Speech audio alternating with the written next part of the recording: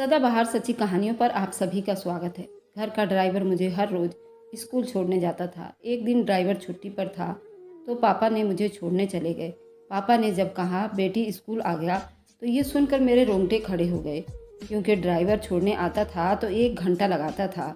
आज 20 मिनट में कैसे मुझे ड्राइवर पर शक हुआ, क्योंकि वह रोज़ मुझे रास्ते में बिस्कुट खिलाता था।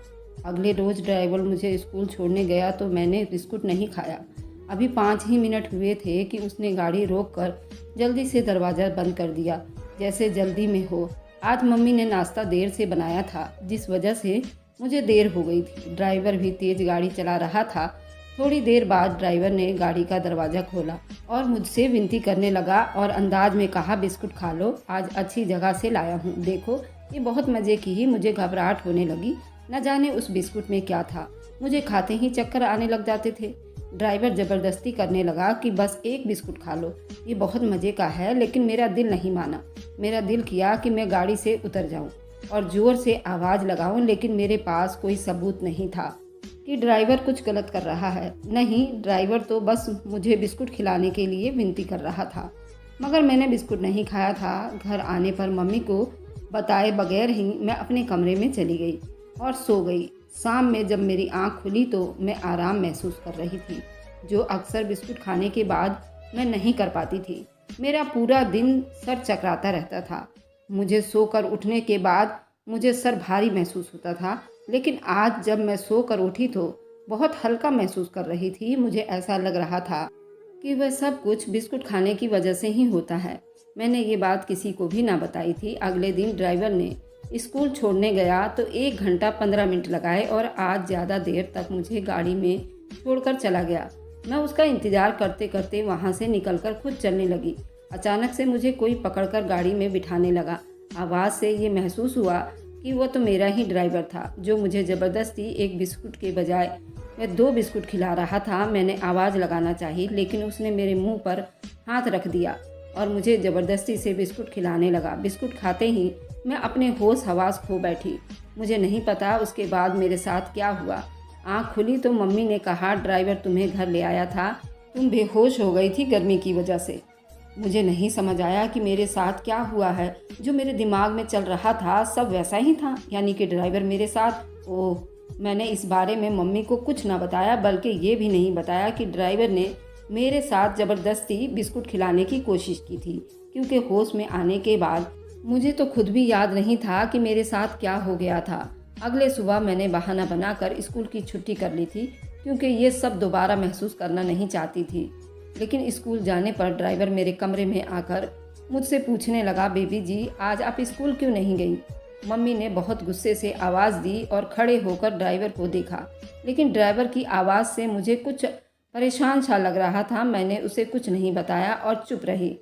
फिर ड्राइवर मुझसे कहने लगा, बेबी जी मैं आपके लिए एक बिस्कुट लाया हूँ। मैं तो शक और बेबसी से अपने होंठ कुतरने लग गई थी और दिमाग में ड्राइवर के लिए शक बनाने लगी और उसकी तरफ देखने लग गई थी। मैंने कहा, मुझे एक एक चीज़ ठीक से याद तो नहीं, मगर थोड़ा थोड़ा सा याद आ रहा है कि कल आपने मेरे साथ कुछ गलत किया था।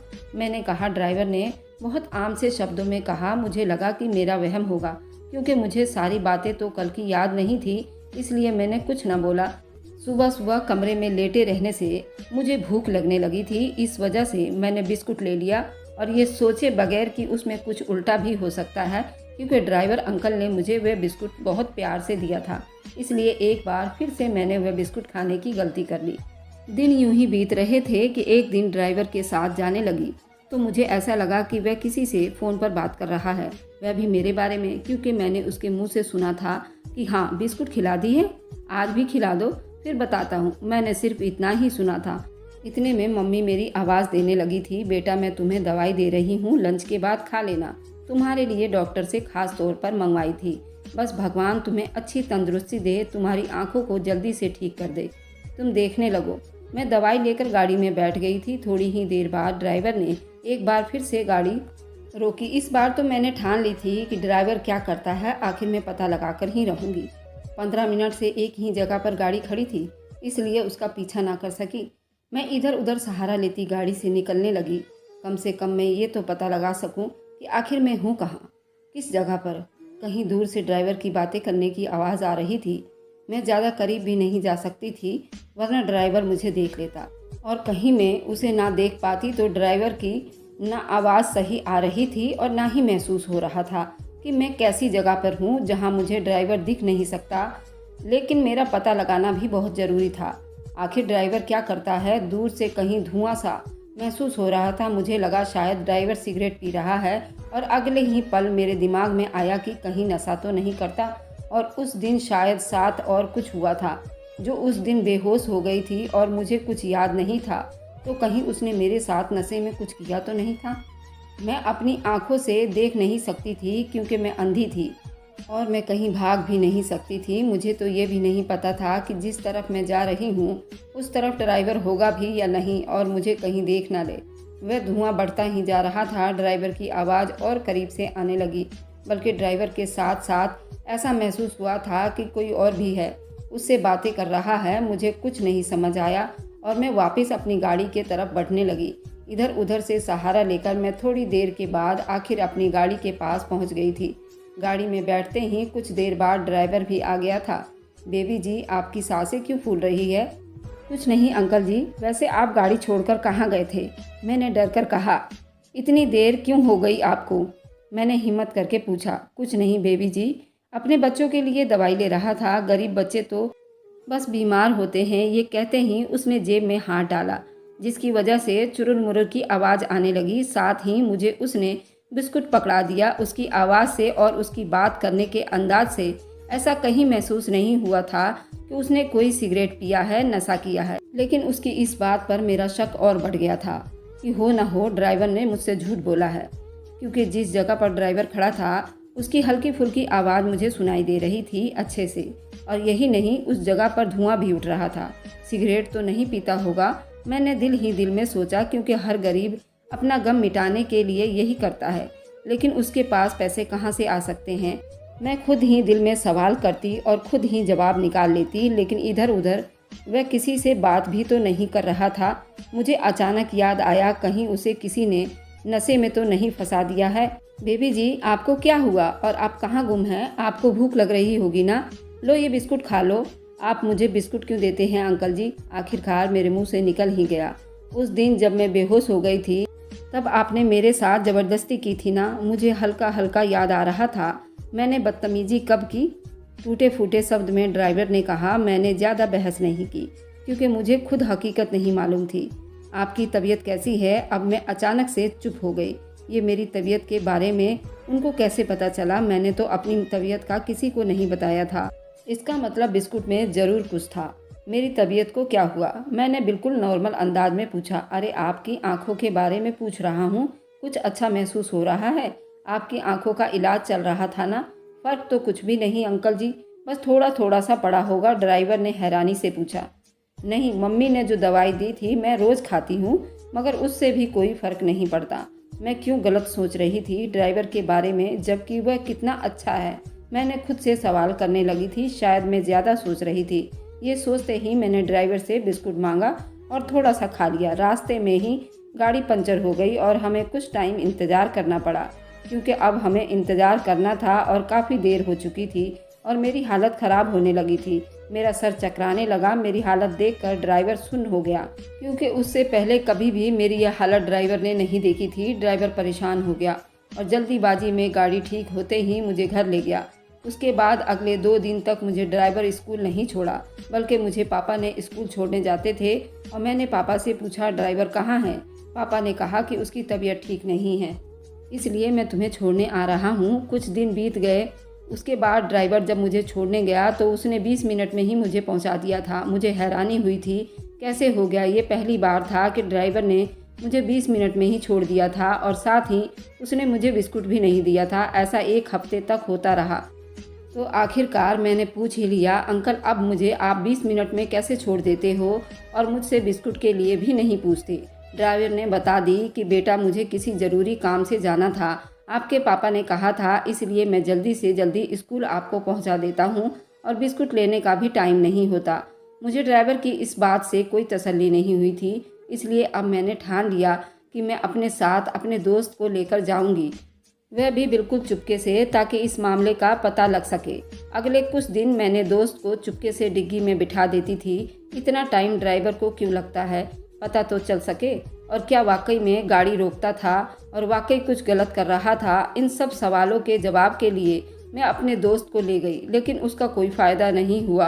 ना तो ड्राइवर छोड़ने में देरी लगाया था और ना ही मुझे बिस्कुट खिलाता था। मुझे शक था ड्राइवर ने देख ना लिया हो मुझे दोस्त को गाड़ी में छुपाते हुए। 1 हफ्ता हो गया इस बात को, लेकिन उस 1 हफ्ते में मुझे अपनी तबीयत में थोड़ा सा फ़र्क समझ में आया।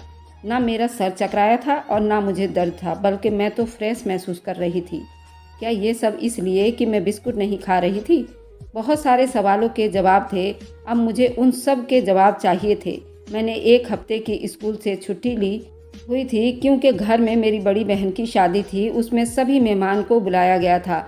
साथ ही घर में 2 कुकिंग खाने बनाने वाले, हमारे काम करने वाले नौकर, क्योंकि ये सभी हमारे घर के हिस्सा थे। शादी की रस्में शुरू हुई तो ऊपर के मंजिल पर शोर सा मचा। हम सब ऊपर को भागे, जहाँ तेज आवाज़ आ रही थी। शायद ड्राइवर की किसी से लड़ाई हो रहा था। ड्राइवर की आवाज़ से लगता था किसी को बस कत्ल करने की देरी थी। सब ड्राइवर से पूछने लगी कि आखिर वजह क्या है। इतनी देर में एक जोरदार थप्पड़ की आवाज़ आई, लेकिन ये थप्पड़ किसको पड़ा था? अब पापा की चिल्लाने की आवाज़ आ रही थी, तुम होते कौन हो मेरे खास मेहमानों से लड़ने वाले? तुम्हें ज़िंदगी भर मैंने बच्चों की तरह पाला, तुम्हारे बच्चे को मैंने पढ़ाया, और तुम इतने एहसान फरामोश आज मेरे घर पर बुलाए हुए मेहमानों से ही लड़ाई कर रहे हो, वह भी गिरेबान पकड़कर। मुझे सब समझ में आ गया। पापा ड्राइवर को ही डांट रहे थे, लेकिन ड्राइवर किससे लड़ रहा था? मेरी समझ से बाहर था। आंख से अंधी थी, कैसे देख सकती थी? आप उसको नहीं जानते साहब जी, ये बहुत गंदा आदमी है। आपको कैसे सच बताऊं, मेरी हिम्मत नहीं हो रही। ड्राइवर ने बहुत गुस्से से कहा था। दफ़ा हो जाओ यहाँ से, समझ आई? पापा की आवाज़ में बहुत गुस्सा भरा हुआ था। तुम जानते भी हो किस पर इल्ज़ाम लगा रहे हो? रोहन साहब मेरे खास मेहमान, तुम्हें पता है उनके भाई ने ये सब हमें डीलिंग में दिया था। हमारी बहुत बड़ी प्रॉपर्टी का लॉस हो गया था। रोहन साहब के भाई ने अपने घर में राय मशवरा किए बगैर इतना बड़ा फैसला किया था, लेकिन तुम गरीब कहाँ जानोगे। ये बात पापा के मुंह से पहली बार निकली थी, शायद इसलिए क्योंकि रोहन अंकल के भाई रवि अंकल का हम पर वाकई बहुत बड़ा एहसान था। नहीं साहब जी, ये इतने अच्छे नहीं जितने आप समझ रहे हैं। ये झूठा आदमी रोज़ हनुमान मंदिर पर ढोंगी बाबा बनकर बैठता रहा। अच्छा, ये तुम्हें किसने बताया? तुमको हम काम के सिवा जाने कहाँ देते हैं? जो तुम्हें पता हुआ, पापा ने बड़े गुस्से वाले अंदाज में कहा। साहब जी, मैं आपको अगर एक सच बताऊं, आप गुस्सा तो नहीं करेंगे? ड्राइवर की आवाज़ कुछ डरी हुई महसूस हुई थी। तेरा और क्या कहना रह गया है? तू क्या बोलेगा? अब बोल। पापा तो गुस्से से लाल हुए जा रहे थे। उनकी आवाज़ महसूस कर रही थी कि पापा जितना गुस्सा कर रहे थे, वह गुस्से से बिल्कुल लाल हो गए होंगे। दरअसल बेबी जी, जब बिस्कुट ड्राइवर की जवान लड़खड़ा रही थी, बिस्कुट का नाम सुनते ही मेरे रोंगटे खड़े हो गए थे। दफ़ा हो जा, बाकी तूने एक शब्द भी मुंह से निकाला तो मुझसे बुरा कोई नहीं होगा। ड्राइवर अब चुप था, वह कुछ भी बोल नहीं रहा था। मैं सोचने लगी, डर के मारे अब क्या कहेगा। जो तमाशा बनना था बन गया। उस टाइम पापा भी गुस्सा पी कर रह गए, ऐसा महसूस हुआ था। मैंने कहा, रुक जाइए पापा, बिस्कुट क्या बताएं आप? क्या बिस्कुट में? उसने जल्दी से कहा, बेबी जी, जो आपको मैं बिस्कुट खिलाता था वह मुझे यही देता था। वह जो मैं लेट छोड़ता था वह भी इसी की वजह से। मैं गाड़ी रोक कर उस ढोंगी बाबा के पास जाता था, तब बिल्कुल चुप होकर उस ड्राइवर की बात सुन रहे थे। क्या बकवास कर रहे हो? तुम्हें ये अच्छा खासा इंसान नहीं दिख रहा जो अपनी सफाई पेश करने के लिए उसको बाबा बना दिया? मेरे पापा तो गुस्से में लाल हुए जा रहे थे। नहीं, आप एक बार मेरी बात सुनिए साहिब, ड्राइवर ने जल्दी से बोला। मैं बेबी जी के इलाज के लिए इस बाबा के पास जाता था। ये मुझे बिस्कुट पर कुछ पढ़ कर देता था और कहता था कि इस बारे में तुम घर वालों को कुछ भी नहीं बताओगे, वरना लड़की की जान को खतरा होगा। ये टोटका रोज करता था और एक दिन बेबी जी ने बिस्कुट नहीं खाया तो इस ढोंगी बाबा ने मुझे कहा, आज उसे तुम 2 बिस्कुट खिलाओ और ना खाए तो ज़बरदस्ती मुंह में डाल देना, वरना तुम्हारी बेबी जी की आंख कभी भी ठीक नहीं होगी। लेकिन उस दिन जो बिस्कुट खिलाने पर बेबी जी की तबीयत ज़्यादा ख़राब हो गई। मैंने सोचा वैसे ही हुई होगी, लेकिन कुछ दिन पहले गाड़ी ख़राब हो जाने की वजह से बेबी जी को इंतज़ार करना पड़ा था। तब मैंने बेबी जी की दोबारा बिगड़ती हुई हालत देखी थी तो मुझे कुछ गड़बड़ लगी। मैं अगले दिन उस बाबा के पास बेबी जी को स्कूल छोड़ने के बाद गया। वहाँ पहुँचा तो कुछ लोग आपस में बातें कर रहे थे। मुझे वहाँ बाबा भी नज़र नहीं आया, तो मैंने उस सब लोगों के पास चला गया। वहाँ खड़े लोगों से मैंने कहा, तुम्हें पता है कि यहाँ एक बाबा होते हैं जो बिस्कुट पर कुछ पढ़कर देते हैं? वे कहाँ हैं? सब मेरी तरफ देखकर कहने लगे, कौन बाबा? हमने तो इधर किसी बाबा को नहीं देखा है अभी तक जो पढ़कर कुछ करते हों। मुझे कुछ समझ नहीं आया कि मैं क्या करूं। उस दिन के बाद से मैंने ना ही बिस्कुट दिया बेबी जी को और ना ही देर से स्कूल छोड़ा। और आज मुझे वे इधर नज़र आया तो मैं पहचान गया, वही बाबा है। किसी को भी तेरी बनावटी कहानी पर यकीन नहीं आ रहा था, लेकिन मुझे ये सच लगा। मैं एक दिन पीछा कर रही थी तो मुझे धुआं सा महसूस हुआ था, और ये भी कि ड्राइवर किसी से बातें कर रहा है। लेकिन किसी से तो कर रहा था, मैं ये सब कुछ देख नहीं सकती थी तो मुझे पता नहीं चल सका। और मुझे सच में उस बिस्कुट से चक्कर आते थे। देखा साहिब, मैं सच कह रहा था ना। सब ड्राइवर की तरफ हैरान होकर देखने लगे। मुझे महसूस हुआ कि कोई मेरे करीब आ रहा है। अचानक से किसी ने मुझे कस के पकड़ लिया और कहने लगा, हिलना मत वरना तुम्हारी बेटी को मार दूंगा। ये आवाज़ रवि अंकल की थी, जिन्होंने शायद मेरे सर पर बंदूक रखी थी। घर के सब लोग डर के मारे, किसी को कुछ समझ नहीं आ रहा था आखिरकार क्या हो रहा है। जो आवाज़ आ रही थी वह सिर्फ रवि अंकल की थी।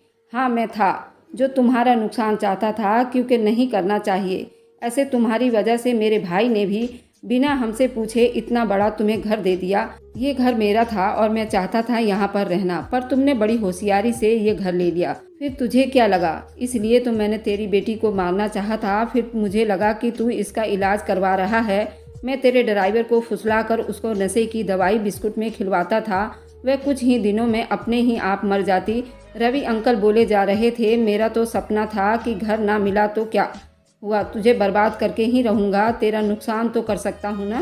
फिर तेरा या तेरी बेटी का बेवकूफ़ ड्राइवर अच्छा मौका कहाँ मिलता है। रवि अंकल मेरी कमजोरी का मजाक उड़ा रहे थे और मेरी आंखों से आंसू टपक रहे थे कि अचानक से किसी ने किसी को धक्का दिया तो मुझे भी महसूस हुआ और मैं थोड़े आगे को हो गई। बस बेबी जी के बारे में तूने एक शब्द भी, जोर से नीचे किसी की गिरने की आवाज़ आई। रोती हुई मम्मी और बहन भाई मुझसे लिपट गए और नीचे सीढ़ियों पर भागने की आवाज़ आई। क्या हुआ मम्मी? मैंने बड़ी परेशानी से कहा। बेटा, ड्राइवर अंकल ने रवि अंकल को नीचे धक्का दे दिया है और अभी पापा बाहर गए हैं पकड़ने। रवि अंकल को इतने में पुलिस भी कॉल कर दिया गया था। थोड़ी ही देर में पुलिस भी आ गई थी और रवि अंकल को ले गई।